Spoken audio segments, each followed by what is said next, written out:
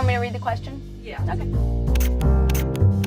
The words or phrases I most overuse are,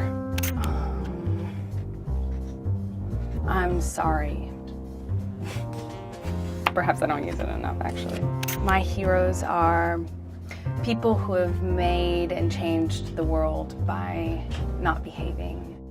I've brought our archives here, the Amber Heard files. So let's just deal with this one first. I remember this was Young Hollywood. We get a good shot of that. This is one we did about 5 years ago.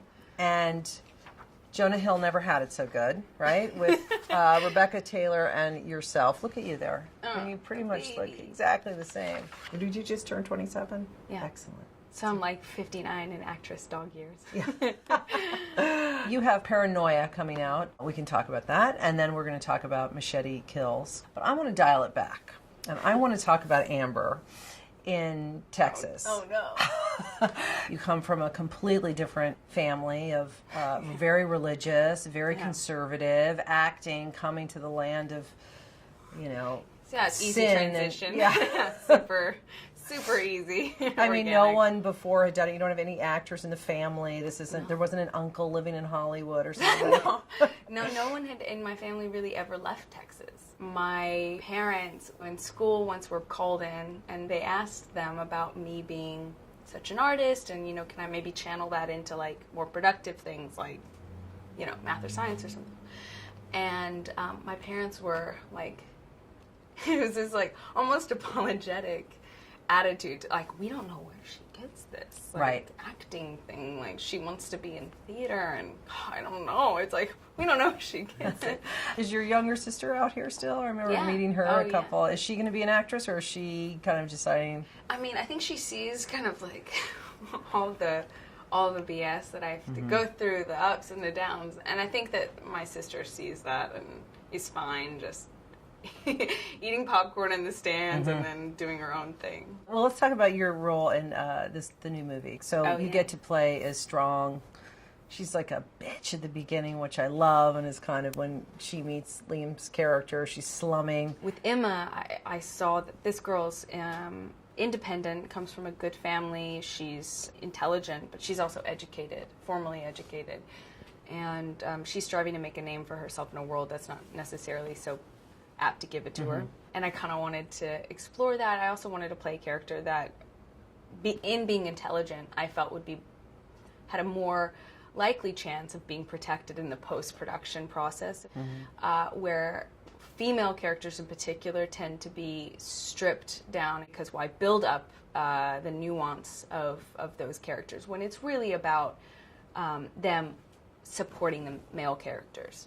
Often the script changes quite a bit once you've arrived to set. For the first few years, I was so afraid of being called a bitch, and now I fight for my characters, and from the day I get to set all the way to the editing room. Robert Rodriguez, okay, let's talk about one of my favorites. I love his kind of irreverent, kind of falls-out approach to filmmaking. He doesn't care if it doesn't, if it's not physically possible.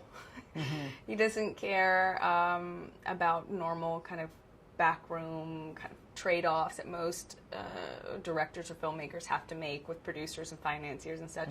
You get a sense working with him that it's really just his idea, it's his vision, it's his show. He's willing to collaborate with other artists, actors, but no one else. Do you have anybody right now that you, like, actor or actress out there that you love what they're doing? I can't think of anyone who's better accomplished the kind of trajectory that I admire better than Angelina Jolie. She's really parlayed life in the public eye and used it to her advantage, as opposed to just living life as a recluse because you feel taken advantage of by the general public and the paparazzi-obsessed culture. You think you would have pursued it if you knew it was going to be this much of a circus? Absolutely. You would have. It was what you wanted. I love so much the inconsistency and the travel, and I love very much the struggle that you're constantly you're constantly put in a state of fight or flight. It's a constant struggle, so I don't know if I could have it any other way. My idea of perfect happiness is being able to eat chocolate and drink red wine all day long without any consequence. I consider my greatest achievement to be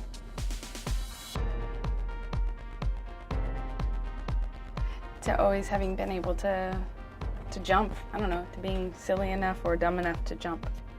And that's it.